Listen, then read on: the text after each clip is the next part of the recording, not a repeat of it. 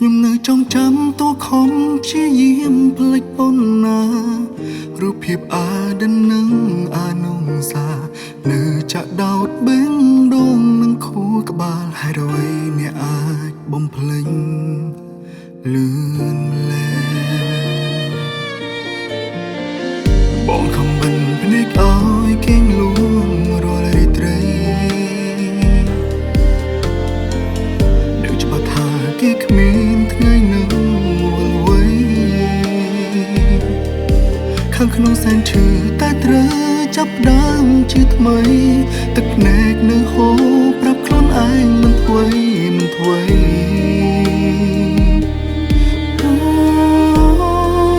បន្តិចទៀតខ្ញុំនឹងជាសងស្បើយព្រោះពេលនេះមានស្លាប់ស្នាមនៅឡើយព្យាយាមគុំបំមាច់បេះដូងដែលបាយខ្ចាយចាប់ពីថ្ងៃនេះលែងមានគេហើយប្រាប់ខ្លួនឯងមិនអាចបកក្រោយគង់មានថ្ងៃមួយខ្ញុំអាចភ្លេចគេ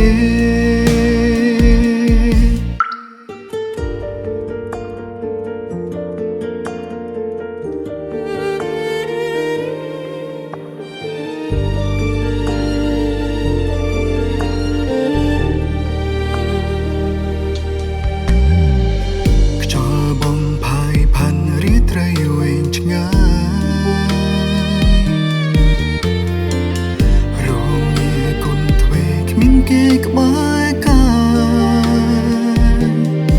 នឹកយ៉ាងណាក៏មិនអាចខួតគេឲ្យនៅ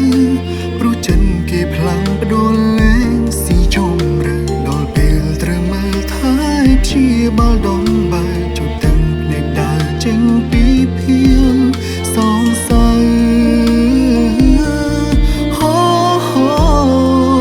បន្តិចទៀតខ្ញុំនឹងជាសងស្បើយព្រោះពេលនេះមានស្លាប់ស្នាមនៅឡើយព្យាយាមគុំបំមាច់បេះដូងដែលបាយខ្ចាយចាប់ពីថ្ងៃនេះលែងមានគេហើយប្រាប់ខ្លួនឯងមិនអាចបកក្រោយគង់មានថ្ងៃមួយខ្ញុំអាចភ្លេចគេចាំពេលថ្ងៃនេះរូបគេជាអាដិន